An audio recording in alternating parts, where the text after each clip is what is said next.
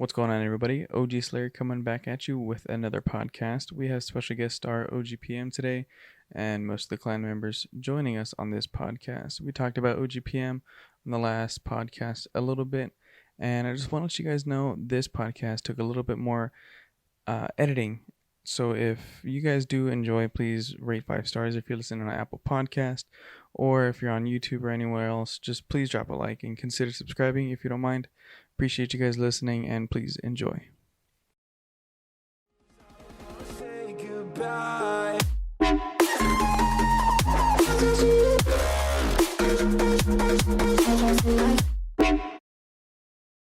Oh, I missed mine. I did. I missed mine. Oh. Okay. I look sleepy, but I'm not. I mean, neither. I don't know. Why are you laughing? Well, you know, What? that'd be hilarious to walk to the room with them on and then just rip one. Be like, sorry, our vacuum cleaner's going on. Let me make sure I turn it off. Oh, Jesus. All right, welcome everybody to another podcast we got going on here. We're going to be doing audio only for this one. Let's just say some of us weren't camera ready.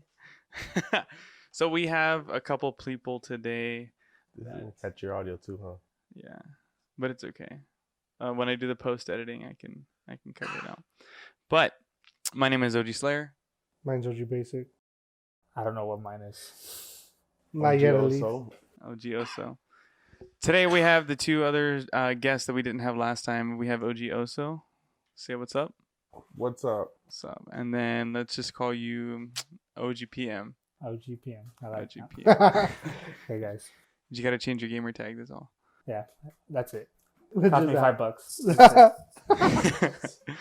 So OhGeePM, we talked about him in the last podcast, and now we have him. We have him here for this next one for The man, the myth, legend himself. For I the, didn't know I was that bad. Sorry. I've changed my ways. But it's all cool. I mean, for us, we realized that, it kind of helped us, become men in a way. True. But did it help you with social skills? Fake knots.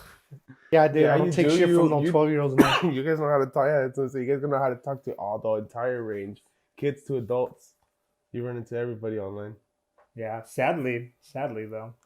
It makes me not want to play online. The When I play children are the ones that COD, make you rage. they're the so most. mean. It's like, dude, are you guys okay? Like, it's okay to just say GG's. Yeah. Unlike back in fucking Modern Warfare 2 days, everyone in the lobby is like, Fuck your mom. Yeah, it was expected. Straight It to was it. expected. Jesus. But yeah, it's tough. The It's Squeaker tough out Squad, there. that's where it originated from. Squeaker Everyone, Squad. everyone in the mic is Back when the what's it called, the hot chat was all robotic. Oh yeah. MW2, Halo 3. Halo 3 made you sound like this all the time. And it's crazy, like how much of that aspect has evolved. It depends on the person. So like, it's either bad in some cases, and good in most cases, which is awesome. So, I think something that we wanted to cover today, you started on it a little bit there, PM, is the difference of generations of games. The generations of before and the generations of now. Whether it's the typical players or the way that games have been developed then versus now, and the people that played them then versus now. Yeah, like going back to what is it, 8-bit and then 16-bit. Like it all changed because back then you didn't have any DLC or anything. Like what you got is what you were gonna have. Now there is some examples like Street Fighter 2 came out, and then there was a Street Fighter Champions Edition came out on the arcade, and then it came out to the system. You would have to be a completely different game in order to update, which nowadays it's like live service is called? yeah. They can update it whenever they need to. Which is insane, Some but games still have that, right? Live service? No, that's what all games are, live service. So And they used to be what? before there was no updates. It's the It's game just is the one way it game is. was the whole thing. Yeah. unless there was a few people that were able to code games and stuff, but you wouldn't only see that and certain arcade cabinets because that was the fastest way to really mod a game. And you would have ridiculous mods. Like you would have this Street Fighter on a corner of a laundry machine. You would play it one day and then you'll go back the next day. Saw somebody modded it and the characters were ridiculous. Like you had Balrog the boxer shooting fireballs in the air. And then you had a Guile shooting sonic booms in the air and they just moved like barely a pixel a minute. So he can throw as many as you want. So you would see like that's why there's two cases. Sometimes it improves the game, and sometimes it just makes it completely busted. I just wanted to see your guys' point of view in that because I know in the games that you guys play, It's the same thing. Like COD is always known for never having anti-cheat. That's why I stopped playing it. It's ridiculous. All this money and everything, this fan base, all the named and paid people to fix it, and still no anti-cheat. It's kind of ridiculous. Well, just recently, Cold War and Modern Warfare had a few million people get banned because of cheating and boosting and a bunch of other shit that they had. But what good does it do? All you gotta do is just change accounts. Just make a new one. Exactly. So for PC accounts, you guys wouldn't know, no offense. You have to link your phone number. You have to link your phone number to the Blizzard. Blizzard is where we get the new Call of Duty games, the Modern Warfare and the Cold War. So when you make your Blizzard account, you have to put your phone number. So it's You like wanna Call know of a Duty's loophole for that? Blizzard now? Well, when no, you no, play PC. Blizzard is an app. It's like Epic Games it's a server that and runs Steam, it, right? Yeah. You're So running, so you might have a Call of Duty game, but the only servers that would help them it would be Blizzard. But that's not just for Blizzard one became game. it's like more than a game Steam company? or Yeah. Microsoft So Store the for loophole- Xbox The loophole for or registering your number: WhatsApp, text now. But in order to Some like, some places don't allow you to register a phone number that's not connected to like a known phone service. Well, it's not that hard to provider. ever change your number. You just go to your Phone. yeah. that's true. I but guess you got to be dedicated to modding and cheating to do yeah, that. you have to know it. mods and cheats. I've ended up discovering that they're not cheap. They're not. at They're all. expensive. They're like daily pays. They're not weekly or Yeah, monthly. They're Yeah, but when subscriptions. you, Daily when you do that, subscriptions. you have them. So whatever you play on, whatever accounting plan, you already paid for them. You have them. Yeah, but you don't get I guess you pay for it for like updates, right, to the mod because you gotta. They even constantly have update the mod controllers. They have like mod modules. You know how the little puck that you gave me for the headset that I got off you? They have that where you plug a control and you can adjust your mod. Yeah. So Back would a then, modded controller be considered one with paddle?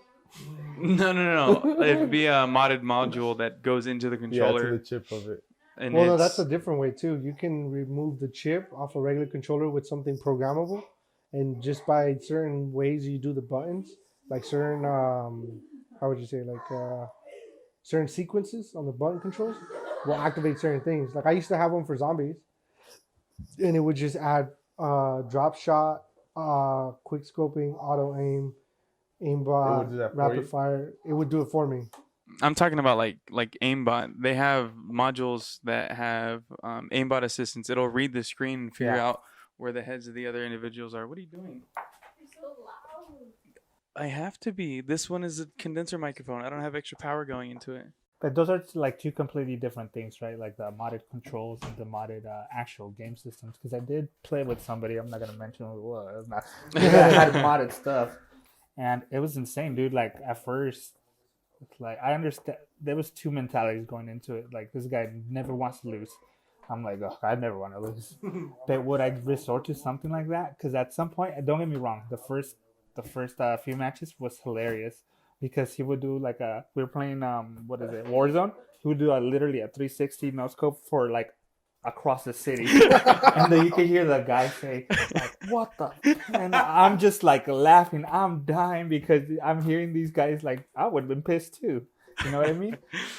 But, and then he was like, "Hey, check this out." He made me be able to see everybody through the walls and stuff. I Oh, was like, shit. "Oh my gosh!" Get that wall hack. But Yeah. but Sharing, bro. but what was crazy? The craziest part about it is like that mod's cool and everything, but this guy was good because we played a few matches without it, and he was really good. His call outs were really good. He told me what to get, and I was like, man, this guy's good. And he started doing that mod stuff, and I was like, man, like Why? Why this did is do you have fun? Do you have to It's play probably extra bored. and you have fun?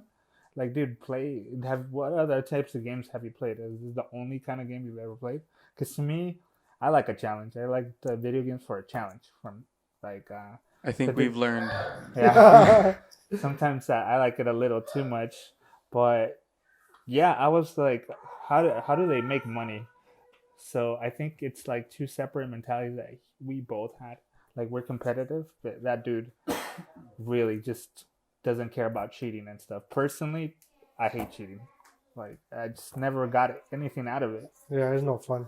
You don't learn anything. And then like modded controllers and fighting game tournaments are banned completely. If you modified it in any way, extra buttons or anything, you can't use them. That's why there was this hitbox, which is arcade sticks without the stick. So the directionals are with your left hand as well. So you're basically playing, you're on the computer or piano fingers, what they call it. So they were thinking about modding it because if you're able to do it, you can do inputs way faster with your left hand than you can with your single thumb, right? Yeah. So they were able to pull off some nasty stuff. Granted, you did have to practice, I would say like 3 months to get it. Especially if you're not used to the motion. Left and right fingers at the same time. Yeah. So you're trying to do a Hadouken, and then the punch. Instead of swerving to Yeah. do the motion. Or With the circle stick. forward. It's Yeah. just Because you usually use your thumb. With Yeah. the stick, you'd have to go With the like thumb. down and drag, Yeah. or like So imagine one like that. instantaneous instead of Instant- having the time of like dragging it. And then the computers have hotkeys, right? Yeah. Which Yeah, you like can a have lot of hotkeys. shooter like Fortnite, you're in a disadvantage straight up with a controller against a keyboard. Well, right? for me, even when I play on PC, I play with controller because it's because fucking. you're not used to it. I'm You not didn't used grow to it up at all. playing No, like I that. didn't grow up playing. It's the same mouse and thing. Like keyboard. there's most of the good players play with arcade sticks, and I always thought like, oh, maybe I need to buy a stick in order to hit that level. But as soon as online gaming got bigger, it started bringing out all the what they call online warriors to the stage to play 1v1s live, because there's so much of a difference. I feel like for a fighting game, you're never gonna get the exact feeling you're from playing somebody face to face, with whether it be lag issues or just feeling the other person's energy that you're playing. Like it's so intimidating. Like you would get swallowed up by a person just because of the momentum, because you're visually seeing what you're thinking. And online, you automatically think the worst because It's online. nobody's friendly online. No, at all. Are they still doing online tourneys for fighters? Training? Tournaments. Yeah, they're still big. They're not as exciting. It's not as exciting as seeing it like live. Like I said, because there's a lot of people that aren't that good, but they're really good at like absorbing your energy, like just being there. They can take the momentum just Like by poke chop. showing you. Yeah, oh my god, I would be terrified to play him just because I know he would get into my head. Because I get pissed easily. Yeah. Somebody stares at me wrong, and I'm like, smash. Fuck you looking at? The setup is smash. But yeah, it's interesting. But it brought other people that I thought weren't good with controllers, and since they're online warriors, they always use controllers, which is the most optimal for online, I guess. But they came out, and I saw that I can do it too. So it just takes practice and dedication. But like, how about for you guys? How did it switch like from Call of Duty before you started playing online to what it is now? The updates, the balancing, unbalancing of weapons, nerfing, buffing, all that. It throws it off a lot because 1 week you can, or 1 month, or say, or whatever. Well, now because Modern Warfare and COD, they update weekly. Usually the buffs and the nerfs throw you off because, like, playing Black Ops 1, the FAMAS was OP because of the rate of fire. The Galil was OP because of its accuracy. The Commando was just disgusting, and it stayed that way to the end of the game. And now when you see it, like, for example, the FAMAS in Modern Warfare, it's OP, but like 2 months ago it was nerfed and nobody wanted it, and so they ran over to the XM4, whatever it is. I see So that playing like online. what for fighters, it's pretty. Think it would be very common for a fighter to be good until an update. After that update, that fighter can probably no longer be in the meta. It'll be lower tier or whatever. I don't think shooters were always like that, and they recently inherited that and started, like he says, the updates, the nerfing, buffing, updating, and balancing guns. It throws a whole new type of like style of gaming because you gotta know what's in there, what happened to the gun, and go find another one that's better to beat out the opponent.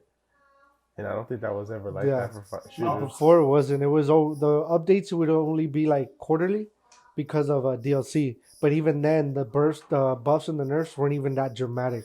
If anything, it would just fix bugs. And like I said, Black Ops 1, those 3 guns were top tier throughout the whole life of the game, and probably to this day it still is. But now with the newer generation of games, it's like these updates get crazy, because if you're not well upkept with like the buffs, the bugs, the fixes, and the weekly updates and stuff, or whenever they decide to update, you're just out of the mix. You don't even know. Who would have thought reading patch notes was part of gaming? Exactly. For COD, like new series, yeah, you need patch notes. Really? I don't want to do math. Yeah, I gotta figure out these frames again. What percent did it drop? Like for example, like what's her name, the new DLC for Tekken, and she's every DLC, and for like fighters that I see, especially like Tekken and stuff, they come out OP, 100% OP. They're just too much. Then people abuse them, and then you won't even see a nerf until something else drops. That's or when what I it gets about really Smash, dramatic. The monthly, is it monthly, right? That they do the balance updates? I think, yeah. Usually when the character drops, it's very rare that they do patch it like a week later, just because they do emergency. They're very emergency good. nerfs, right? Nerfs, because they're usually pretty good. Sakurai's really good at seeing, paying attention to detail. That there's nothing too game breaking. I've never seen like crazy glitches except for when Steve came out. Like there was a glitch that you make 2 blocks, and if you throw him up, he teleports through the stage, and it's just instant death. There's never been anything like that except for that, and there was a infinite with what is it? Diddy, Donkey Kong. Oh, GDK? Diddy Kong, yeah. So there's a glitch with him with a banana. You throw it, you footstool him on the ledge or on the platform, and it's an infinite. And then they didn't patch it out until a bunch of Japanese players, not just one. They learned how to do it, and they were doing it like it was a common thing to see. Damn. And then the thing is too, with stuff like that, people abuse it. And after like 2 weeks of just them winning it like that, Sakurai's like, all right, emergency patch, bam, gone. And some people were like, well, it was hard to pull off. But yeah, you don't want to, I don't know, it's a 50-50 depending on the person. Because personally, it didn't bother me. I've never lost to that online. It's so hard to do. So if people were saying it's so hard to pull off, what would they think about? What if Sakurai was like, okay, what if I just change the timing on one of your jabs? And he does. Like things like that, like why, okay, if it's so hard to do and you practice so hard for the first time, what's the problem now? Just relearn it. Yeah. But I understand committing in a training room is hella boring. It depends on the person. Some person, I'm like, not good at it, training. I don't know what to train. Yeah. But I imagine if you know what you're training and what to practice on, it could be pretty entertaining for yourself. I guess the most, like for shooters, there's no really type of training except for like target practice and stuff like that you would have in the old Modern Warfares. I don't know if they have it here. Because usually for me, when I play shooters, I like to play with other people. I'm not one to go towards the story because I was never interested in shooters, I think there is a target practice for Modern Warfare. It's a trial. And they bring back the trials like they had in MW2 and MW3. And you can basically run that course from the beginning of MW2 where you got to run through, hit all the targets, and clear the time. They have trials for that now, and you can actually do that. And it helps with targeting and stuff. The World at War, they had a shooting range. Do you guys feel like it would be better for the community if they had something like that? They not forced you necessarily to do it, but they made it fun that you would want to do it. You think it would help a lot of new players coming in? Yeah. Because for me, what's hard for me on shooters is just knowing where everything is, and you literally have to memorize the maps. Yeah. Even then, like that takes Map a while awareness. to do too, because when I'm doing it, like Black Ops 1, what got me really good with my snaps and my on target hits is playing the private mode. You can set up the bots, and I would literally put 1v6.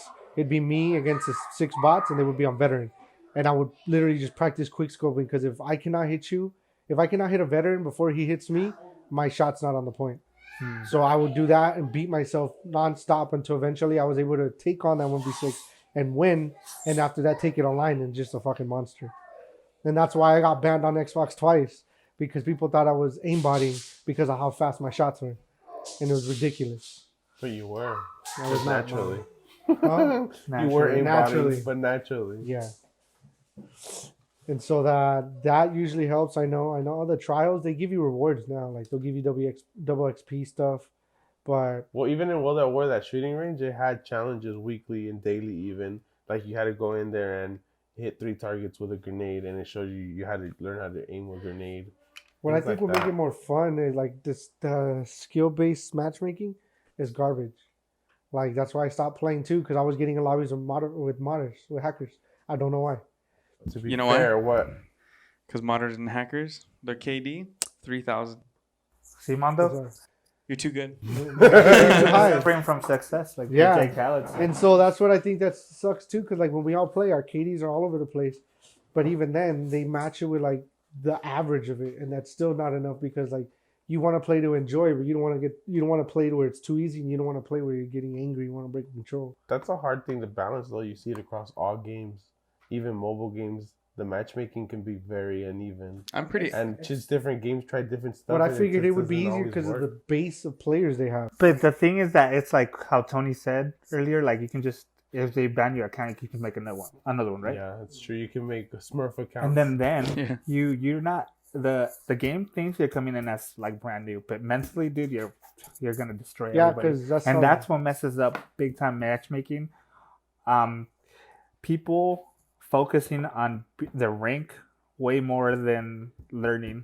They want to win, and they want to keep a clean slate. That's why I always, every time I play somebody online.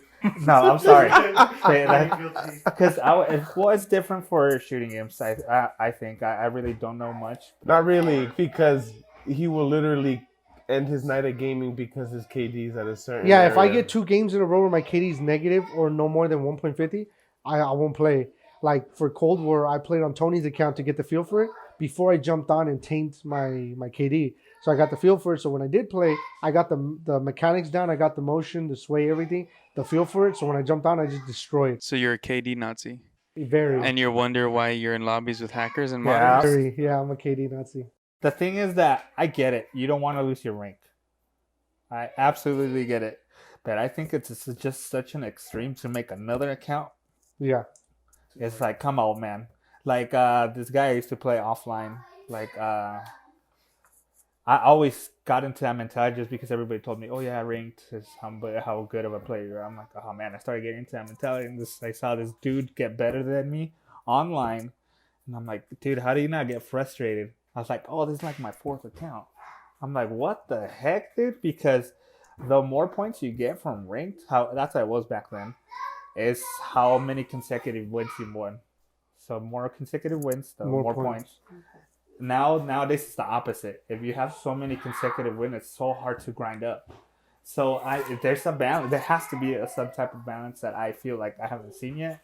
But that dude that I used to play with, his mentality was just like, he became such a horrible person when he lost.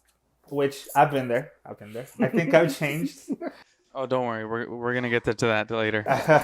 we got a couple questions in the comments. All right. Yeah, I've been there. So it's just interesting to see that different perspective. Yeah, because like what I noticed too, when I played Black Ops, I would play it and I was able to play alone and be fine. Like that time I did Vincent's tournament for that weekend. After that was my pure taste of competitiveness, where I'm like, you know what, this is what I want. I want to compete so I can see my name pretty high up there. And after that, it got sour. I do not play COD if I don't have at least a 4-man squad. I do not play. Battlefield, I guess I'm not that competitive with Battlefield because it's pretty, the skill-based matchmaking on there is pretty spot on. Like you'll get crazy ass people with high ranks, but their skill level alone is just same as yours. So you won't get outgunned by somebody who you can't even see. It's pure skill. And so like COD, I won't play with no more than 4 people. If I don't have a squad, I do not like playing the 2v2s. I don't mind playing because I just need one more person. I cannot play that game single at all. I cannot play that game solo at all. And it's all frustration. I cannot do it. Is it because you get salty? I get very salty, and it's not only because I lose. We're also going to talk about that later. It's all like, okay, if you play, you're playing to win. You got to play competitively. If we're playing domination, you're out there getting 200 plus kills. What good does that do to me if you're not over here trying to cap the flags with me? PTFO, my people. PTFO, and that's what I started doing after that tournament. I noticed PTFOing because I was that person. I was that person playing Dom or TDM just for the kills. No call outs, no nothing. I'm like, you know what? Let me do it the right way. And when playing with it, the games are so much smoother when you have a squad, call outs, you're PTFOing, you're doing all the stuff you need to. It's just so much smoother. And that's what I feel like the biggest difference is, because now people are there for KD, kills, the most wins. Like, fuck it, I'll say it. FaZe Swag. What's That FaZe dude, Swag? he's a YouTube content creator who just signed with FaZe. Not gonna lie, that dude is good. He's decent. He's pretty good. But that dude is so garbage when it comes to teams. He's very, very selfish. We can play in a squad, and if you're down, he'll bait you to just get the kills, clear out the area, and then come pick you up if you can. A lot of his teammates called him out for that. For even like if they were fighting another squad and someone else knocked someone down, he let him He'll bait pick him. himself up and then kill him so he gets the kill. Yeah. Not a very team player. Did that guy started playing like that, or did he start playing like that once he got big? No, he was like that before he joined FaZe, but then he found a squad he's playing with, and you could still see it when he plays in squads, but that team alone already knows because they're all friends, like personal friends. So they already know, and they let it be. I won't lie, if he does that and he baits you, whatever, and you get down, whatever, I would put my hopes in him because he can pull out the clutch. 90% of the time he'll pull out the clutch. But there's always, that's what kills the fun for everybody else in the squad. Like, they're just like, oh, well, I'm not even worried about it because he's not going to revive me. Like, what kind of mentality is that when you're playing in a game with squad? It's because he didn't have an OhGeePM growing up. Yeah, probably. I wouldn't doubt it. Actually, he didn't. Thank you. He didn't. And so, like, stuff like that's why I don't like playing alone, because I would rather wait and get a squad on than depend on somebody I don't know I don't even know their game style or their gameplay. Like, when I first played with Andy on Battlefield 5, that dude is so aggressive when he's playing, because he plays as a medic. He runs around with a Tommy gun as a medic. He's so aggressive about his role. Like, I think one time he yelled at me because I went to go pick somebody up, but I wasn't a medic. When you're a medic and you pick up faster, and you can call out the medic. He was getting angry because that's his role, and he knew what to do about it, and I was just interfering. And I was like, oh, so you're a medic. But I'm like, you know what? Fuck it. Like, because I don't really like playing medic, but I'll pick you up if I can. But I don't run medic. And that dude is just a monster. He plays that role so good. Like, I don't even question it anymore. Anyone down, I don't even bother looking because I'm like, Andy's got it.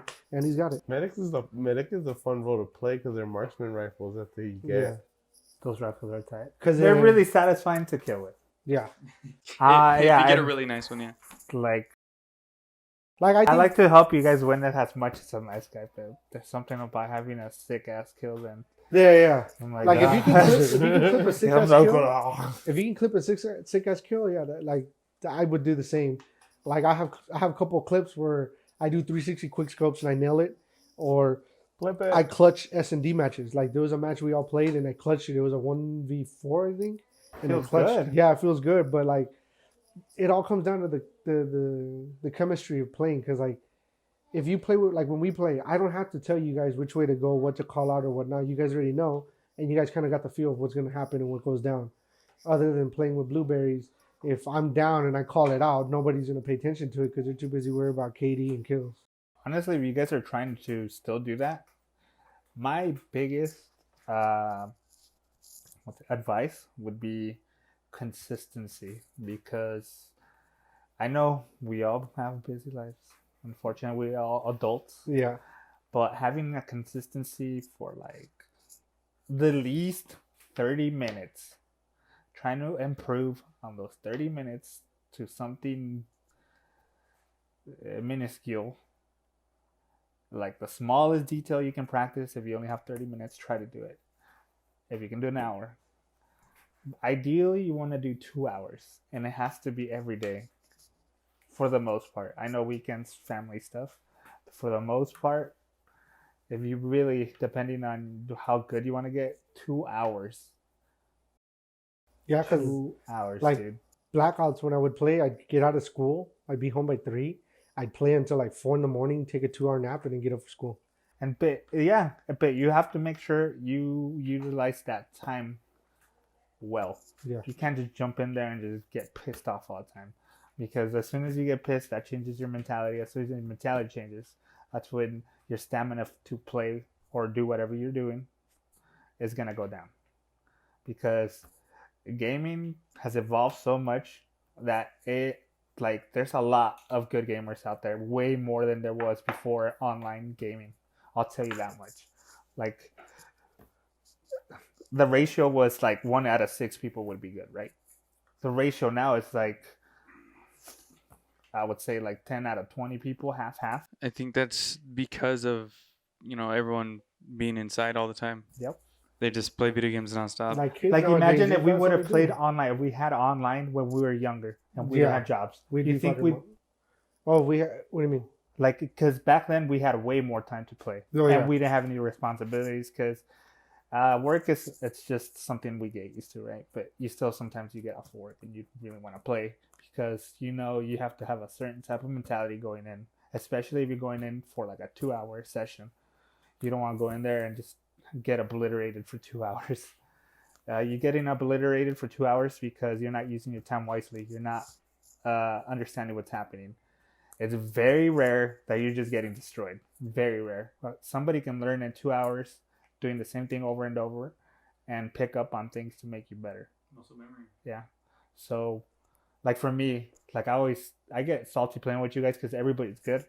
But what I need to focus on, and it's something that I need to stress more, is memorizing the maps. That drives me crazy because I see somebody and I can't call it out because I don't know. Oh, it looks like a corner of a wall. So it's just like fighting games. It's just so many variables. It's so harder for me. I feel like shooters are way harder than fighters. Yeah, because now it's more fast paced and you got kids cracked out on Mountain Dew. Yeah, I'm just like, dude, this guy's jumping off a building doing a fucking flip. Unless you're He's all grande. doing Neo in midair. You're not even shooting at him. I guess it's a different type of thinking because fighters, you're face to face. You literally got split seconds to think of what you're gonna throw out or not and throw out. that's the only person you focus on. And they're thinking the same thing, so you're always trying to beat him by thinking ahead. That's true, but And in fighters, you really just got to think about situational things like, oh, Like the I matchup. just turned the corner and there's somebody here. Let me What do I shoot got to do Shooters. to outgun him? Let me shoot You know? but sometimes you get But like yeah. sometimes Oh, that's there's fighters. multiple. Yeah. But the rush of fighting somebody one-on-one on a shooter, it's intense. I love Oh, it. yeah. Like that time we would have won if I would have killed the other guy, but I got stuck on the ATV because I couldn't get off. I panicked and I forgot how to get off. That's why I like the fact that they brought back 2v2 the gunfight. Mhm. That it's just you two on two, and that's all the focus is. So like, if your partner gets down, you're like, all right, fuck it, I got 2-on-1. And if your partner is good, they'll call out where the other one is, and you could be like, okay, he's on the other side of the map, focus on my partner. I got this 1-on-1, and I can go sneak around. Like it's like when the beta came out for the 2v2, me and Alex, we were milli rocking everybody on every block. Like literally, we played for like a good 4 or 5 hours, and I'm not even trying to floss or nothing, but out of that OhGeeFreak. 4 or 5 hour, we lost 3 times, 3-4 times, like a very small handful, and that's all because we dropped the ball. That's it.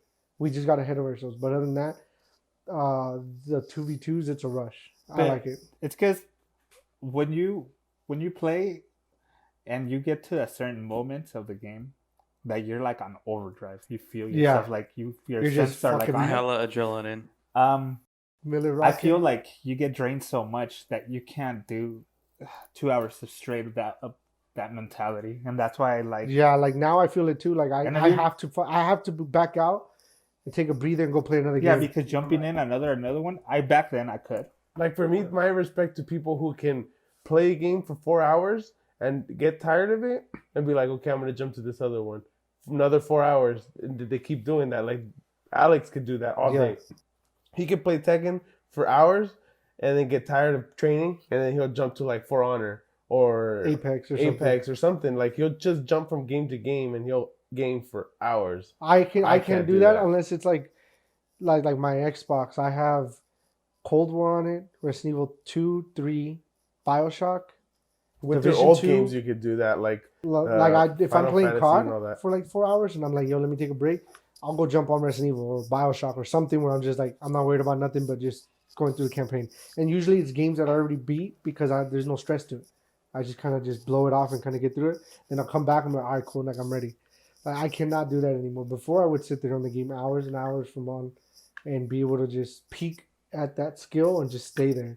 But now it's ridiculous. So what stops you from, for example, the Resident Evil? Do you like playing it because you already know how to beat it? What stops you from going to Resident Evil 7, which is a completely different Resident Evil? I feel like it's a completely, like it feels more like a survivalist more than a Dark Souls game that you that's because that's how you play the Resident Evil 2 and 1 remakes, right? Like you play them like Dark Souls, like you don't fight the enemies, all of them. You just try to dodge, like speed running. Yeah, speed running it. I think it's just more of I don't know the game, so it's kind of like if I try playing it, I know I'm gonna sit there for hours trying to play it because one, it's a game I don't know the story of, the mechanics are different, the gameplay is different because it's first person view and it's more of a survivalist, so it's more thinking and puzzle wise. Like the puzzle ridiculous. Like Resident Evil 1, I can play, but the remastered one, there's more stuff to it now. So even if I play the remastered, there's a part where like it was never in the original, and I'm like, oh, what the fuck do I do now? And it gets me stuck. Like I did it with Tomb Raider. There's a puzzle in Tomb Raider I couldn't beat.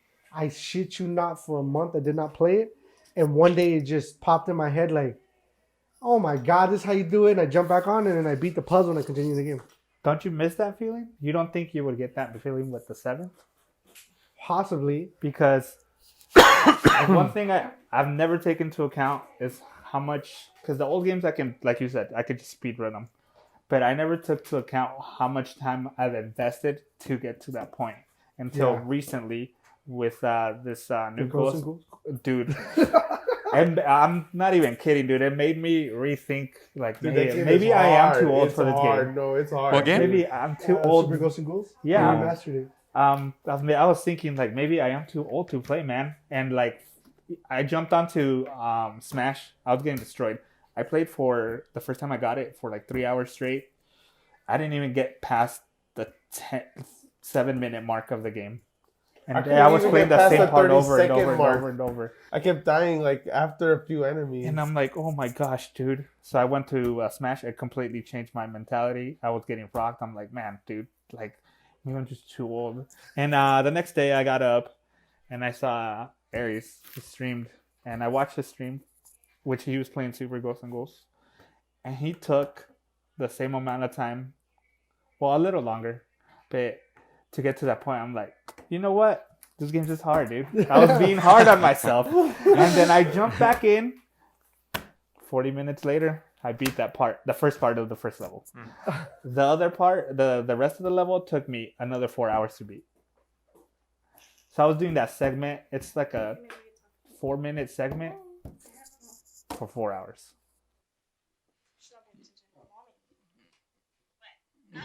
For everyone listening at home, OhGeeBaesik sister's here, and she's about to head out. So we're just giving her bye-byes and high-fives and hugs and everything. Anyways, yeah, no, he had to charge him. Anyways, so most of it would end up coming down to, like, so the patience that you have for certain games today, or the patience that we had for the games back then, the skills that we were able to, like, figure out puzzles better. It's like it's not just like one day you're all of a sudden like a master strategist and all this other shit. Throughout everything, it's like it's so okay. So growing up, we didn't play just Call of Duty. We didn't play just Street Fighter. We didn't play just Resident Evil. You know, with freaking OhGeePM, we're over here playing freaking, what is it? We had MK. We had Street Fighter. We had Smash Bros. We had Tekken, Call of Duty. Even Guitar Hero was competitive. Oh my god, dude! Guitar Hero days. That's a different kind of beast, though, because once you learn it, once your muscle memory for it is there, that's it, dude. You don't even gotta look at it. That's for the most part. But Yeah, the muscle memory on it, but there you go. Okay. But having that there, freaking all the games that we played, everything that we're going through, and all the strategies that we're having to learn, it's not. I mean, for me, at least personally, growing up, playing with freaking Basic and yourself, it's a lot of. For me, it's like you taught me a lot of what it is that I know of how to game today with specific games, where there's the strategy game, the long story based games, or even if the Call of Duty games now, the aggression and the competitiveness and everything that we had learned from each other or from you. Here, there you go. It's like, what was your method playing with us I know that exactly. growing up? I can answer that. Maybe his answer will be different, but I know that answer. For me, like back then, you gotta understand there wasn't a lot of people that to play against. There was an online lobby that I could jump in. So back then, it was by word of mouth. If I wanted to play somebody, for the most part, I don't know if you remember, I'm still kind of an introvert. Damn, how long ago was this when you had to have word of mouth to discuss with someone else to play? It was 20 years ago? 20.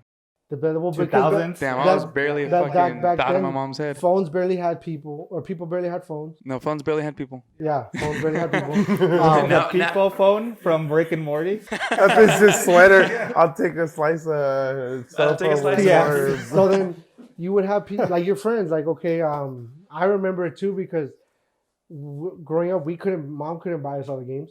I borrowed MW2 from Alonso, and I would just ask him like, hey, what guns are good and what can I use? And we would do that, and I would play like that.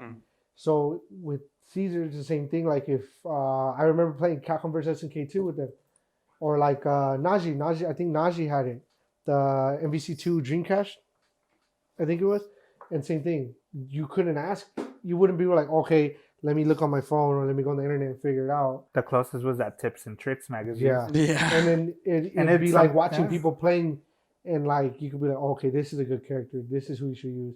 These people good. These people suck. Stuff like that. Twitch TV, YouTube gaming back then was not a fucking thing. That was a live thing. That was a live thing. You couldn't do it online.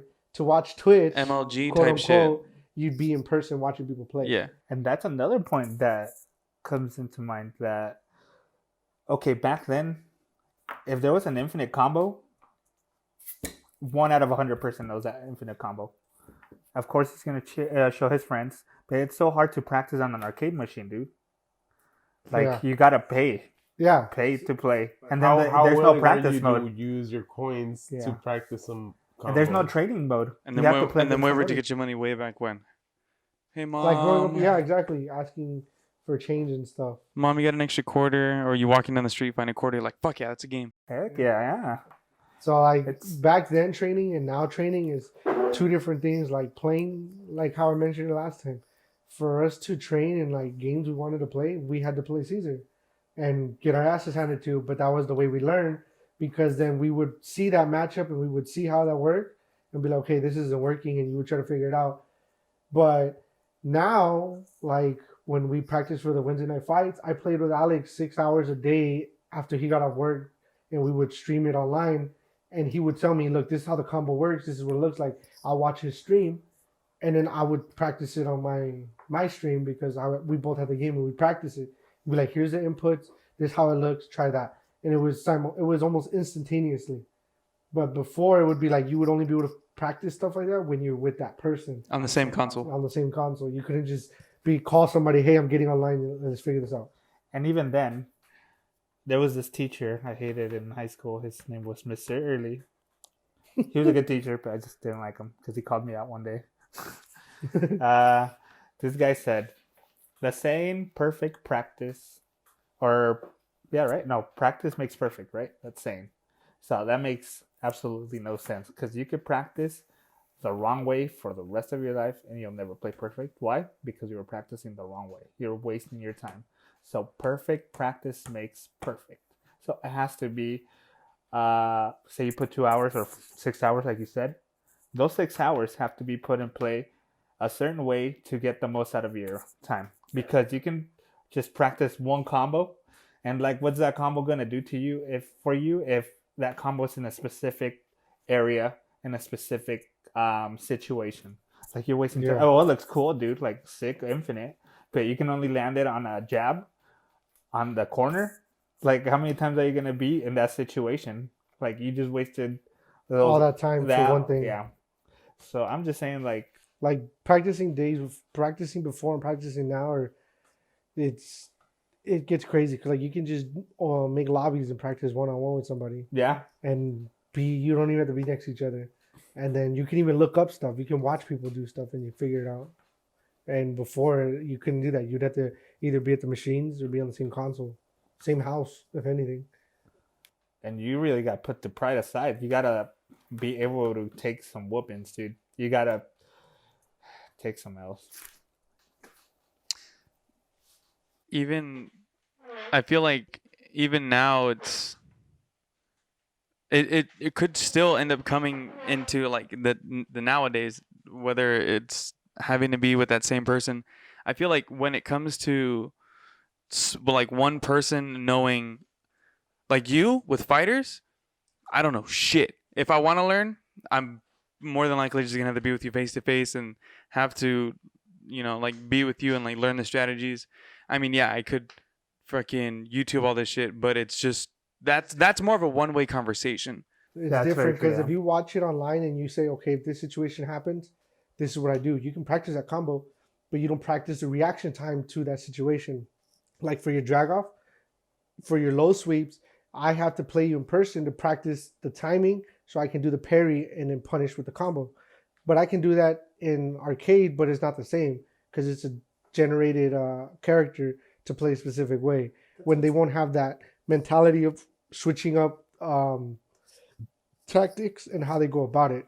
That's what's cool about how fighting games training has evolved, because you can set up the dummy to do anything.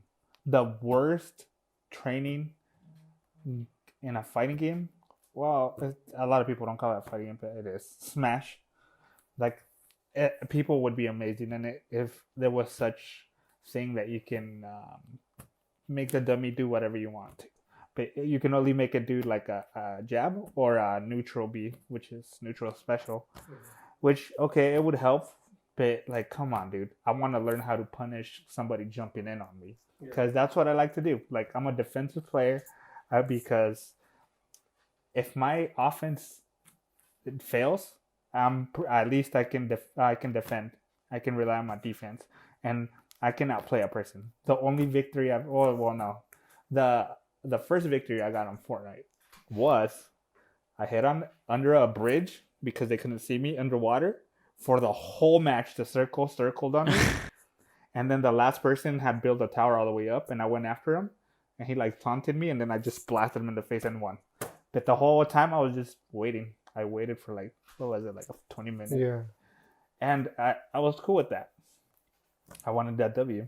But in fighting games, it's like I could switch it up so much because I'm confident with my movement.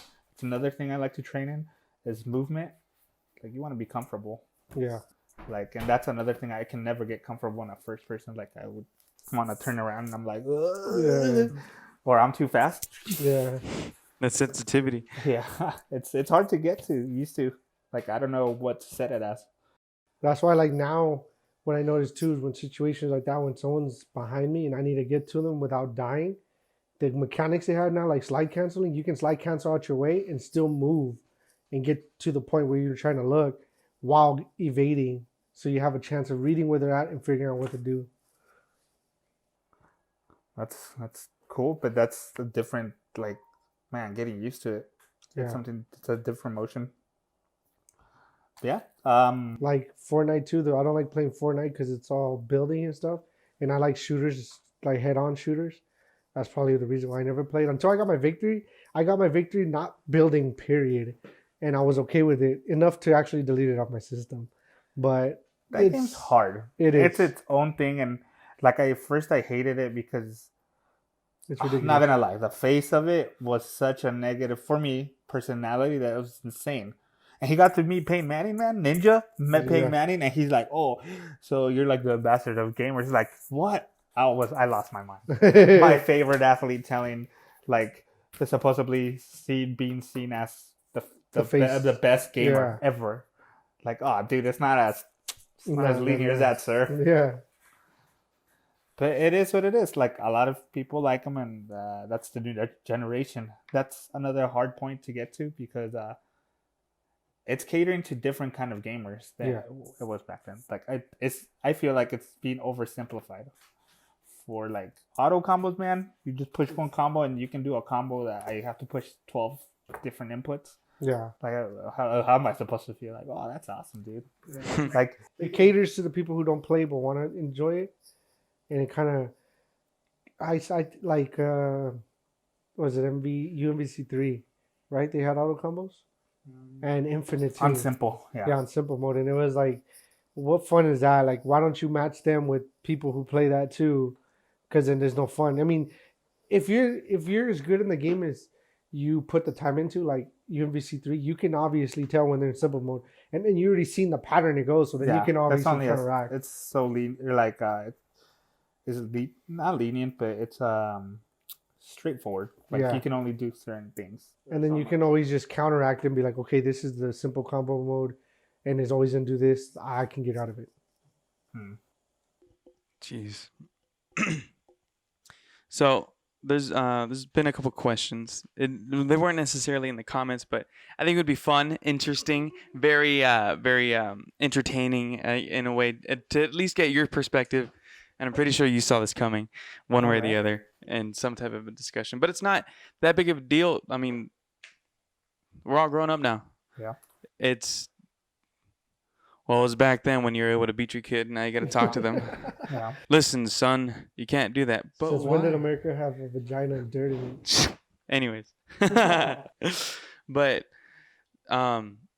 let's start off with your story. You said you're getting too fucking good at playing your goddamn games with the PlayStation 2. Oh, when we were playing Tekken? Yeah. I would have to play when he wasn't at home so I can get the hang of it. And then one day I was like, can I play? And he's like, yeah. And he's like, well, he didn't have to say anything because I already knew I had to play him in order to play. And I think it was pretty close rounds. And I think just one round, I think he had Jin and had King. And I think it was like was it 5? Tekken 5. And it just, I don't know what it was. I think I just started catching on to like what you were doing. Because for you, it would be easier to just do certain inputs and be like, he's not going to be able to block this. He won't be able to do this and that. And so eventually I caught on and I was able to win. And just the quiet after that win, I was like, oh shit, here it comes. And I was hoping, I was imagining a broken controller or snatching my controller and breaking it, or just telling me to get out of his face. I can't play. And it was just, as soon as it got quiet for more than 3 seconds, I was like, fuck, what is he going to do? Disconnected everything calmly. And I was like, oh shit, and he just tossed it out the window. And I was just stuck in awe, like, I didn't know what to say. I didn't want to say anything because I didn't want to make it worse. But then I was like, did that just happen? So what is it on your side? Your point of view, the situation, you guys are playing Tekken, and all of a sudden you come back from whatever you were doing that day, and he wanted to play, and you're like, all right, cool, so let's play. And you end up playing a game, and then shit goes down. What happened? I played the 5th. No, I'm just kidding. Back then, like, I don't know, man. Like, I really hated losing because I never learned anything from it. I just wanted to be. There was no other mentality that I just wanted to be better than the other person. Where do you think we got that from? Yeah. Like, I didn't necessarily want to become a better player, because if that was the case, I would try to look for more players. And I would have accepted the loss, but unfortunately, I had that mentality that I would want to win. And then there was always that rivalry, like little brother type of deal. Yeah. Like, you don't want to lose to him. Same thing with, I think it was Guitar Hero, Halo 3, and I forgot what else. But I know Guitar Hero 3. Especially at least with Halo 3, I had an excuse. I'm like, you don't play Xbox. Yeah. I don't play shooters. Yeah. But back then, there was no excuse. Like, you had put in time, and I should have been like, dude, congrats. That's cool. I remember the Guitar Hero days where we're trying to play and all this stuff, and then you guys would be like, oh, you're playing on medium? I was like, hey, man, let me Again, let me and- try. Let me and get that's into how it. it was too. When I would want to play, Cesar would tell me, if you play, you have to play on expert. And that was my mentality every time I played. Okay, if I don't play on expert, I can't play.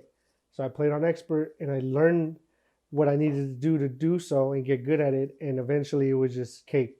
But I think there was a reason behind it. The only reason I made you guys do it like that is because if you won, you would have to play with me, and you guys never wanted to play what I wanted to play. Yeah. You guys didn't want to play Tekken for hours. You guys didn't want to play Capcom versus NK2 for hours. You didn't even want to play Guitar Hero for hours. And I wanted to because I like grinding like that. And you guys like, nah, man, I want to play some Need for Speed or some crazy nonsense. For me, I was like, man, I don't want to play that stuff. But I think that's my argument. But it works though. Like now, that's what I do too. Whenever I play, I don't play it at like a normal difficulty because if it's too easy, I don't enjoy it.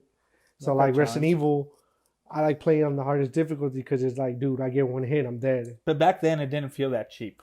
Yeah, no. It didn't. It was... Some games were cheap, don't get me wrong. Yeah. I don't know what was going through my mind when I beat that Super Ghosts and Ghouls. But I look back then, I'm like, man, that was a weird kid. And like, yeah, that too. Like, I know Halo I put a lot of hours into to where I've even played online for like competitive teams. And it was something I liked. I like playing. I'm disgusting on Team SWAT. Halo is so fun though, compared to, for me personally, to Call of Duty and stuff. It's so fun. I like Halo because like going back to where I have to take breaks. Halo, I can easily back out of the lobby and go to a different lobby and play like Griffball or play those custom games where you run the track with the mongoose. Griffball was so fun, bro. Yeah, or like Infected. Like those, I didn't have to back out of the game. Infected. I didn't have to back out of the game to completely like refresh myself. So that's why I kind of like enjoy Halo 2 because it was diverse with the game modes you can have. Do you think this new Halo is gonna cater to you or to the new audience? I would say more to the new audience, but I believe the Legendary is gonna have no mercy on those hardcore Halo OG players. I think I would think that it would cater to the newer character or the newer people playing and trying to get into the series, but I feel like they're gonna have a touch of like, oh, you've been here since Halo 1. I put on Legendary. Let's see what you got. How would you feel if they mix up some Destiny stuff that into Halo? I would not play it at all, period. Yeah, I think I would not. not. I would not. But say it's like this. It's not like integrated into it that you play like that. Say it's like a mode, like a raid mode. That would be pretty cool. Like you can upgrade your character just like in Destiny.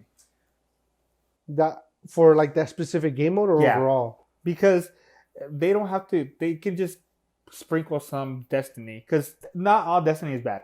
Like, I don't know why you guys don't like it. I like it. I liked it. I like Destiny 1. Destiny 2 came out and tried being better, but it ended up being pretty much the same with just a bunch of extra stuff in it. And that's when I was like, okay, really, what's the point of buying Destiny 2? If it's the same thing with new stuff. Yeah, and probably just higher ranks, and it's kind of like, you cool. Like it was more grinding or different. What? Way more. Destiny 1 was way better at grinding. Destiny 2 was like, it was the same thing as Destiny 1. It's just different maps, maybe different missions, but it's all pretty much the same. Well, did they have a problem with Destiny 1?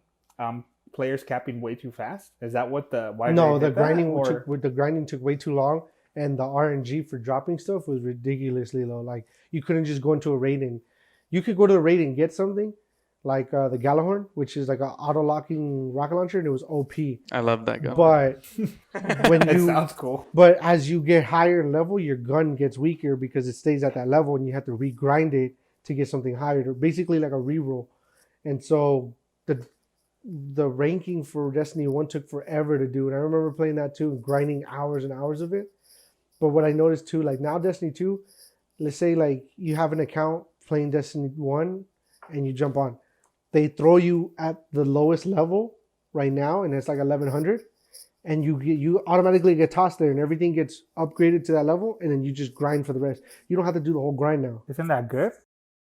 It can be if you are there for like the story or like the experience of trying to enjoy the game and stuff like that. But if you're there for like, hey, this is the type of gun I want to get, but it was this far long ago, they're just ridiculous because now it'll be handed to you at a weaker level. You don't have to go grind for it now like you did before. It takes some of the enjoyment out of the originality of, like earning it. And Okay. and it gives you some things to the point where you're like, okay, so I bought the game and it came along with all these like bunch of add-ons and weapons and stuff like that. But there's people that like that kind of stuff that game gives you. Like, for example, Kids nowadays. well, even Well, like, if from you don't around have- my generation, like, Like if you don't have the time, it Yeah, benefits you definitely. 100%. but what if they're just people that just are okay with getting stuff? Like, for example, King of Fighters. One of the King of Fighters had an option for you to unlock that character by beating in an arcade on like an extremely hard mode, and that's awesome. For me, I always loved unlocking characters.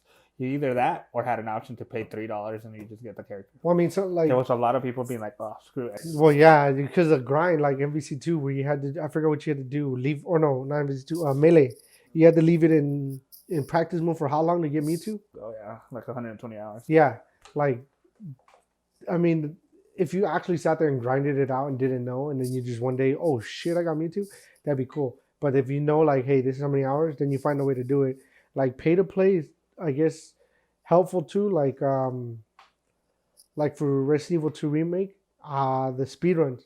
I have the notes in my phone. I've taken notes through everything. The codes, the combination lockers. They don't change. They don't change. Oh, I wish they would.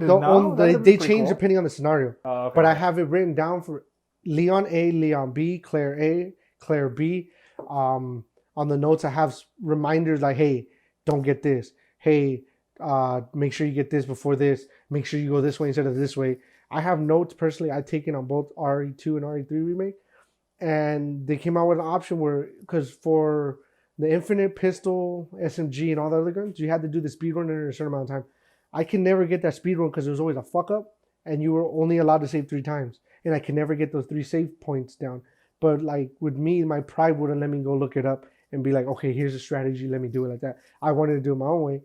And they came out with an option with $2.99, and you get everything unlocked for you then and there. That I don't mind, because that's just hours and hours of time I don't have that I have to put in just to get it. Well, that's different because on Resident Evil, you're playing against the CPU. Yeah. These people are paying to Oh, well, be better. Technically, they're being better. They're better than you because they purchased something. Yeah. I feel like that's cheating. Like, Yeah. the DLC characters coming out now are usually better. They're not OP, but they're usually better for the less effort. Yeah. What it looks like. It's especially worse for the PvP, the player versus player standpoint. It's kind of like, okay, so you get to pay $10 and you're instantly better than, like, let's say half of the people that you're PvP on. Mm-hmm. That's pretty messed up, is it not? Yeah. Yeah. But Because some it's, people do not care. it's like COD. During the seasons, if you don't unlock the free guns during the season, you have to do certain things to unlock them. What people can do is just pay for the bundle. It comes with mods already, attachments, and all you do is just get used to it until you max it out and then find your own way to use it. That's crazy. Like, I feel like it's unfair. That's why I can't get into Brawl Stars. Oh yeah, if everyone Because- pays to play. I can't. So- If you don't have all the characters, you're screwed. But it depends on the nature of the game. I feel like if it's a free game, that's cool. Like the way Destiny you 2 do- right now, I think it's free for everybody. The only thing you have to pay for is the newest DLC when it comes out. And that's it. If you download it and play it, it automatically throws you to the lowest boost cap. And then you just grind it from there. I like Destiny just because of the mere fact that it resembled Halo so Yeah. much. I had Halo on my PS4. Like, that was awesome to me. Yeah. And the game itself wasn't bad. No, I liked it. I think I beat it. I think I beat the first one. I don't remember. The last raid boss is like a demon dude, right? Yeah, it's I never got that far. I forgot his name, but he looks like Satan with armor. Yeah, that's the guy that drops you the Gallahorn. It wasn't across platform though, is it? It's not No, on Xbox, now- is it? Yeah, it is. It is now? Yeah, it's for free too. But it's cross platform? No, it's cross save. Cross save? Oh, So okay. whatever you had on PlayStation, you sign it onto your Xbox, and you can track everything over. That's what Alex does. He has his Smurf account for Xbox, and then he has his Destiny people crossed over for Xbox, so he can just be like, okay, you want to get Millie rocked, and he's got his people ready because of the grind he did on PlayStation. So it's cross save. Well, in that game, I think I enjoyed more raids than PvPs. The raids are cool, yeah. Were insane, dude. I don't understand them. I don't play There was a PvP. wizard shooting lasers like a Jedi and stuff. I was like, what's going on? Yeah, Destiny, I really don't play PvP. I'll play the missions, I'll redo missions, I'll do raids, and I enjoy it. Because it's like you said, it's like a Halo. And I like it because it resembles Halo, but it also, you have a fire team. That's, I think it's up to 4 people. And then if you do the raid, it's up to 6. Something like that. Yeah. And then you got the abilities. You got Titan, Warlock, and... that would end up coming to play with like the medic, right? People have their designated they have the support. designated roles and support. And I think that's pretty cool. Yeah, that is like the PvP. If I had a team, I would definitely like PvP more. I used to play like alone and stuff, which it was cool. I don't mind it. I would pick up on raids with random people here and there, but for the most part, I had fun. Yeah. Like another game that reminds me of it is Warframe. Oh yeah. It's tight, but I can't see myself. I was playing on the Switch, to be fair, so it didn't look like the greatest game ever. It looks amazing on the Xbox. I've played it with. And that one's cross-platform. Is it? Is it? I'm pretty sure it is, right? Sure. No? What game? Warframe. But Let me look it up. Was the closest to Destiny that I had, and it was free. I'm like very cheap when it comes to buying games. For the most part, if it's like a Zelda, I buy it because I'm just a Zelda fan at this point. I've invested too much time. I'm gonna drop $100 for Back 4 Blood. What is that? It's the reboot of Left 4 Dead because I think it was Valve that owns Left 4 Dead, and they're not making a 3. So that same company that worked on it said, "Okay, fuck you," took off, and they made a new one, and it's called Back 4 Blood. That's exactly what everybody said. Everybody, even the people that owned it, they're like, "Yeah, we're the team that worked on Left 4 Dead." They didn't want to do a Left 4 Dead 3, so we just kind of parted ways and made our own game, and it's Back 4 Blood. And the cool thing about that, what they added was, so you remember playing Left 4 Dead, right? Well, when you play, every time you hit a checkpoint, you get cards. They're attributes, perks, and stuff like that, and you can stack a deck to buff your player. On Left 4 Dead? On Back 4 Blood. Oh, okay. And you can do that. But now, what they did was they changed up. They saw what Left 4 Dead and Left 4 Dead 2 were lacking, and they improvised it and improved it in this one to where the zombies are harder. They have a harder mode. The pistol isn't infinite. Ammo's scarce. The special zombies, they're almost they resemble each other almost perfectly. They're just named different and they look different. But now there's tanks. There's like giants that you fight. Besides the whole attribute thing and everything, like they basically were like, you know what? This is what would have made Left 4 Dead 3 amazing. We'll just do it to this. And that game has a package. It's like $100, like the most expensive pack. It's $100. It obviously already comes cross-gen, so when you pay for it, you can get on the Series X. But it comes with a bunch of DLC and some other stuff. And on that, in Resident Evil, I did the same thing in Resident Evil 3. I balled out, got the most expensive one. Resident Evil 2, I pre-ordered it deluxe online. I forgot what other game I did that too. The BioShock, I bought the trilogy. I said, fuck it. Division 2, I bought 3 times already because I bought it. No, I got it for free one. And then I was like, oh, well, it was free for a weekend. So then I was like, okay, cool. But they wouldn't let me play it. So then I paid for the game on sale. And then I paid for the DLC. And then they had an ultimate pack where it gave me a bunch of other stuff. So I paid for that. So I paid that game 3 times. And it was all just to have the best of the best. Every time I think about like Left 4 Dead and shit like that, I always think about way back in the days when we'd play, the players versus the zombies, and also to be the boomer. Yeah. And his phrase, get in my belly. Oh yeah. Like I'm like that. I'm like that too with games. I don't want to pay like COD. Xbox has the game share. I told Alex, let's go halves. We share accounts. I bought it. He shot me half. We both have it. But if Microsoft is listening, that doesn't happen. Yeah, we didn't do that. It was just for the podcast. Yeah, we're flexing. So for Warframe, this is for some reason Yahoo on my fucking MacBook. Warframe is cross-platform. It is on just about everything besides phones and toasters. Yep. Shit, I wanted it for my toaster. So, and then for that one, we can run rates for that. Yeah. It's just a huge game now at this point.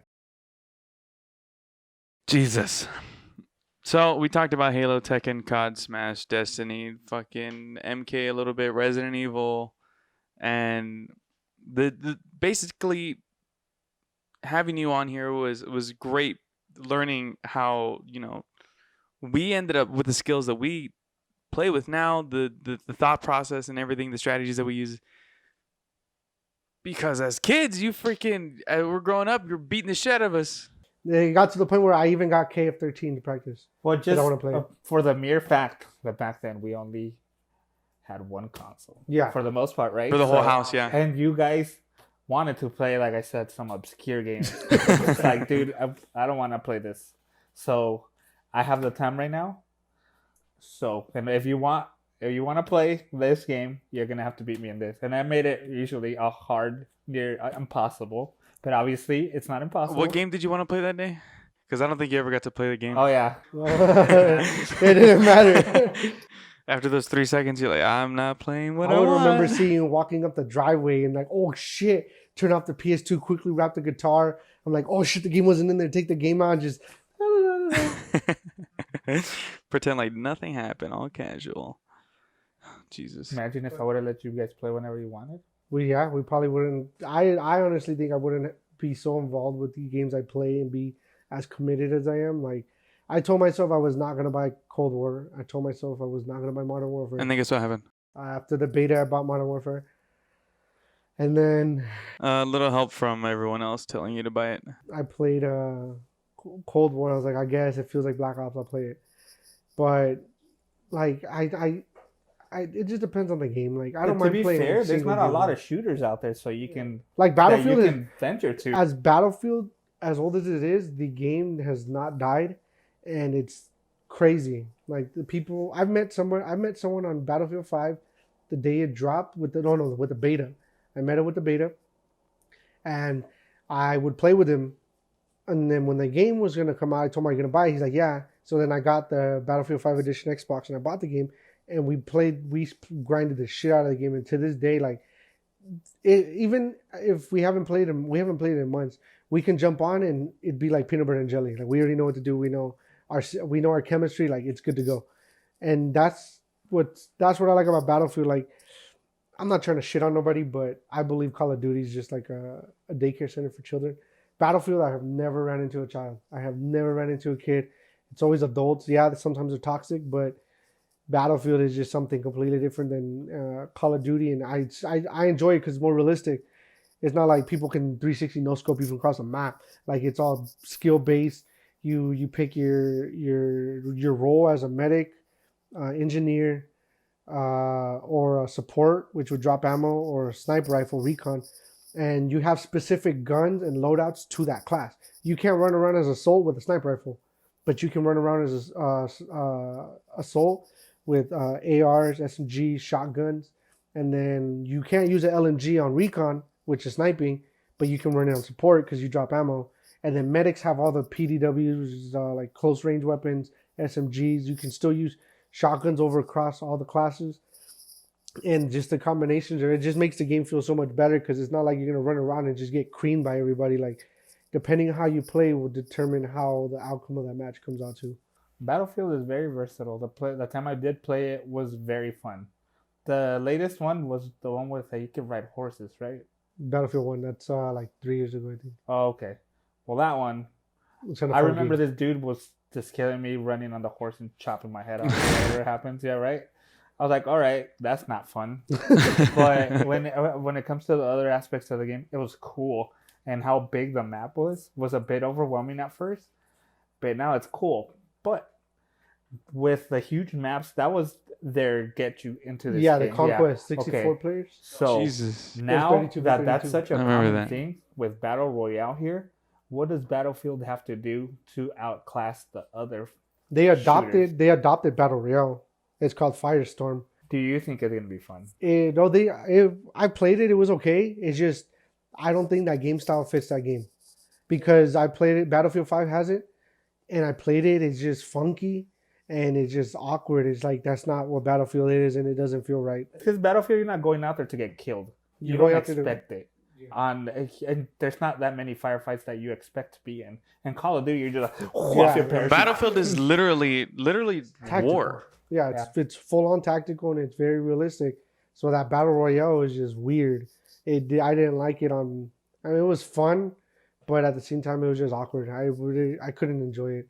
But I stuck to that Conquest, and that thing's amazing. I like it. I would want to say Battlefield invented battle royale. Yeah, Because of the Conquest, because COD couldn't just they couldn't take it, and that's why they kind of made their own way. It's called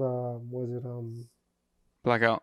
no, well, Blackout, yeah, they did it. That was the first battle royale, I think, and then they had what's that game mode where it's like 12v12? Call of Duty. Yeah, Oh, it was just a bigger TDM. yeah, I forgot what it's called, but it's like a bigger TDM, and then they put Conquest in it. Conquest feels weird on COD because COD's known for run and gun. It's not known for PTFO and tactical, so that's why it felt weird.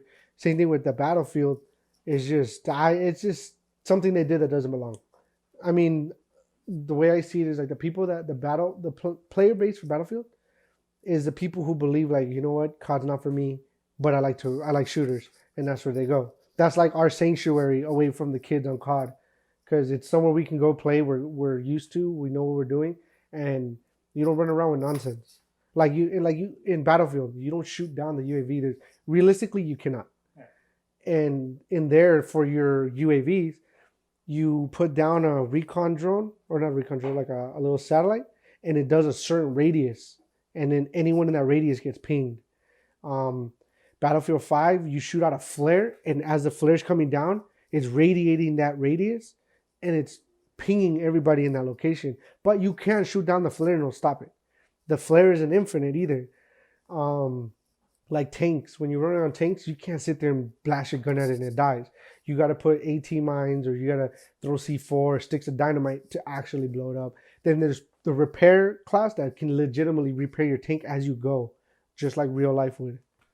It's because I think Battlefield caters more to the older generation, and then this new generation, it's just they want to just pick up and go, Yeah. and that's what Call of Duty does very well.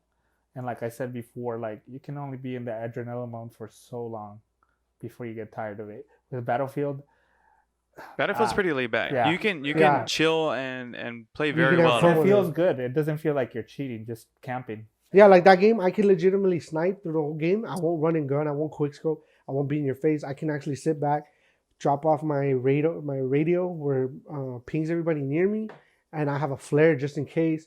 I can sit back and snipe. Like it feels good because I'm not in a rush. I'm not worried about getting rushed by somebody. It's not a quick pace. It's more of a, okay, let me do this, let me do that. And it's squad based too, so you can ping out stuff. Even like we call them Blueberries. So like when you have randoms in your squad and you're like, okay, you know what? I think it's a good time to capture A. You could ping A and everyone in your squad will get that notification. They'll be like, okay, let's go. And they can okay it saying, hey, I got, like if we don't have mics and I ping A, two of the people in the squad, they're like, oh, let's go rush it. They'll okay my call and they'll go with me and you get points for that. And as squad leader, you can call in war tanks, you can call in airstrikes, you can call in vehicles, airdrops, everything. It's all, that game is so surrounded by like cooperation with your squad. Like that's the only way to win basically. If your squad cooperates, you stack points and you can start calling shit in. And the fact that game has destruction of building. So if someone's camped out at a flag and they're just camping in a building and you got an airstrike, you call airstrike on the building, it'll wipe that building out and the people. And now you have almost a plain view of the battlefield without buildings being in the way. Tanks can legitimately run over buildings. That's what's cool about Battlefield. But because Battlefield can't cater to just the older audience anymore. They have to cater to the new ones. Well, Battlefield was back in 2002, and they had that pinging system, and they had all this other shit. And as time went on, the people who kept buying Battlefield and playing, I know, is just people who originally played it, but it doesn't bring in a new crowd because of the gameplay, the mechanics. It's hard. It's a hard game. It's a really hard game. So they're going to have to implement some kind of stuff from the popular games now and put it into your guys' game. But they have to. You guys aren't the biggest crowd no more. Yeah. The newer crowd, and that's what they're trying to do essentially. gain revenue. So the only way you're gonna do that is if you cater to them too.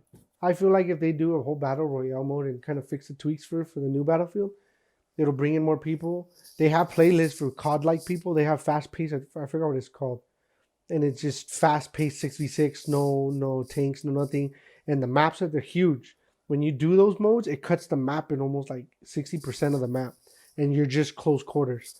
And I feel like that's pretty cool because it's like for all the adrenaline junkies. But I did notice, like, regardless of what they do and what they add, there's not a lot of people coming to it because it's not fast enough for them, and it's usually COD players that move over. I mean, games nowadays, dude. Yeah, like older games, they made it a certain difficulty. If you didn't like it, you didn't like it. Now they're catering it to make it easier, and then that's when like people who are good at the game and they do play it. Like, for example, when I got banned twice on Xbox, I got banned because I was supposedly aimbotting. So I stopped playing COD. I made a new account. I started playing Halo. People were saying I was aimbotting because of my sniping. I was like, dude, anybody can no-scope you across the map and headshot you. Look at, like, that's the way the game's built, and still get banned. And so I see how they're catering to the newer, younger generation of gamers because they're just trying to draw them in to get revenue. But at the same time, as those kids are playing, us older people who play and know the game already, it's just the same problem, different game. Yeah. And really, they have to, nowadays, people that are watching people play, they have to have a certain personality type, correct? Yes. Like, there's certain people I don't like watching because they're just personality. It's annoying. Like, for example, I don't know if you guys watch any Smash stuff, but for me, like, I used to like HungryBox. He plays Jigglypuff just like me. You know, he used to be MLG for Halo.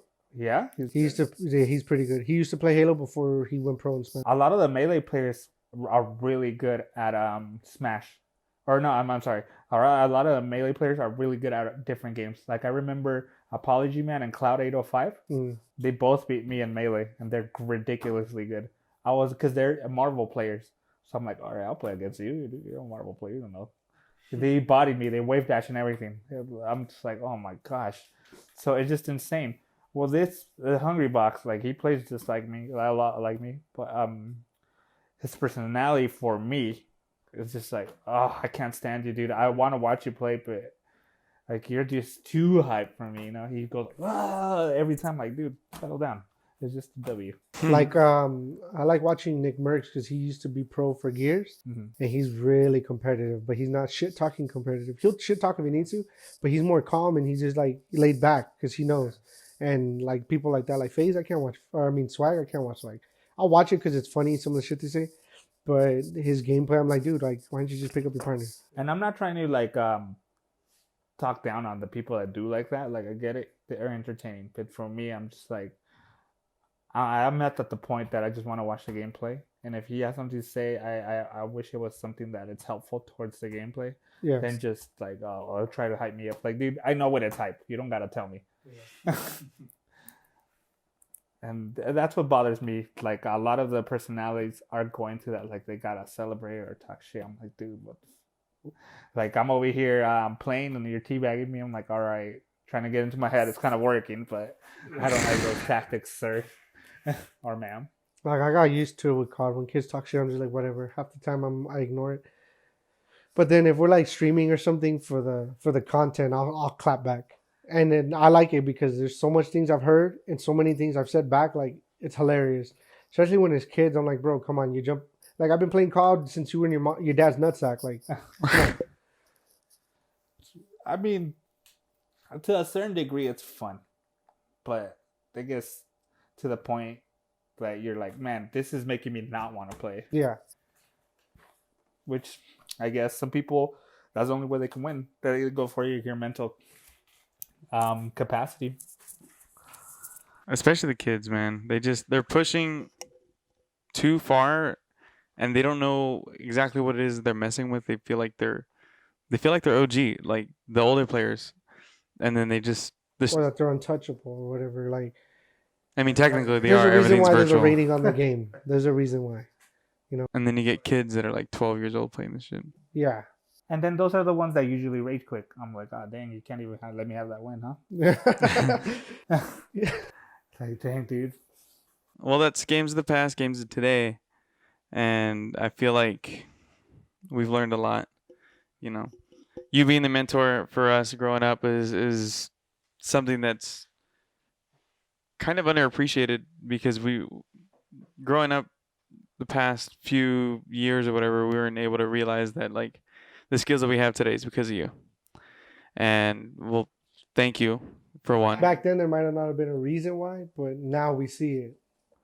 Well, it goes both ways. I don't have nobody to play with, and you guys had no other choice, and you guys were awesome to let me play against you guys and beat you guys as many times as I did. I felt unstoppable. If I was on the ranks back then, I would have been talking shit. Like now with the UMVC 3, like the time that I was at his house, we were all drinking, and I went to go take a nap, and he was getting mad because Mario was getting cocky and he was winning. He's like, "Wake up!" I was like, "What?" He's like, "Come handle Mario. Come show him what you got." I woke up, picked my team, manhandled him a couple of times. I was like, "I'm going back to bed." Like, because of the way you were, that's why my Taskmaster is so disgusting. Like, I've had matches even with Alex. Alex hates playing UMVC 3 with me because he can take out my Cap and my Deadpool, and he knows shit gets real when Taskmaster comes out, full health. Because after that, that's it. Like, if I hit you once, that's it. That's it. One mistake Yeah. to win it all. And that's something crazy that doesn't happen. Games are catered to not end in one combo, which is cool. It was pretty. It got Like to the Killer point. Instinct, Yeah. dude. That shit was bananas. BANANAS. Yeah. Killer Instinct, dude. You can do like 300 hit combos and non-stop and just start with one hit, one mistake, and that's it. There's your character. But people that usually play fighting games do it for that, for either for the W or how Just the good it feeling. feels. The execution feels awesome. Let me tell you. If it's a final one, it's a final cam and everything, and Like- everyone's seeing it. Not just that, but imagine this. It's a combo you've practiced for months. Mm-hmm. And you get to pull it off in Yeah. that scenario in front of everybody. Jeez. That's the kind of The adrenaline is... that's the kind of satisfaction I get when kids are talking shit and like 1v1 me. I was like, I'll 1v1 you, one on my terms. Rust, quick scoping only. And once I win, I'm like, no, what happened to all that shit talking? Right? Like, I've had that happen in MW3. Somebody was talking shit.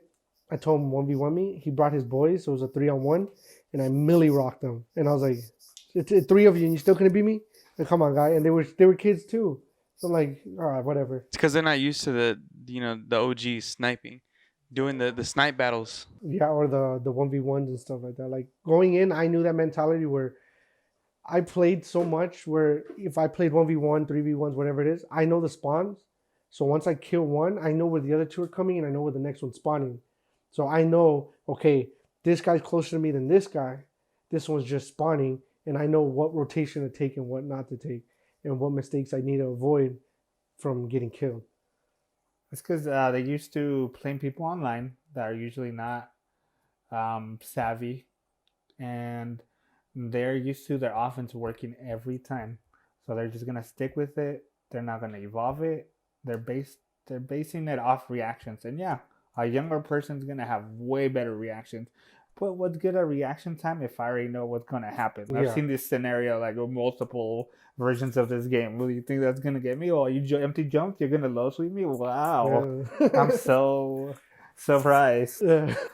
And that's what like pisses them off even more. They're like, "Oh, what the heck?" Like, yeah, dude, think you're just jumping in here like Rambo, and you've been slaughtering people on other lobbies. But that ain't gonna work with me. Yeah.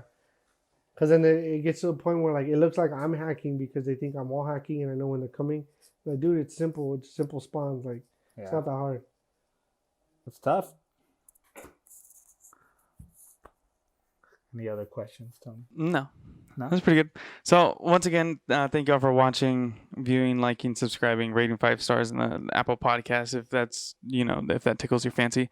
But big shout out to freaking OhGeePM. I think that's gonna be your name from now on since we put it up and it's gonna be there. You're gonna have to change your name. Good It's luck. on the internet. Whatever's on the internet is forever. Yeah. If anybody wants to play me in Smash, You're if gonna I'm get feeling- smashed. Yeah, you can play me Smash. Hit me up, whoever you are. I might win, I might not. So thank you all for coming in and appreciate you guys coming out. Have a good night, day, afternoon, evening. Thank you for listening. And catch you in the next one. Bye. Later, guys. Peace. me down.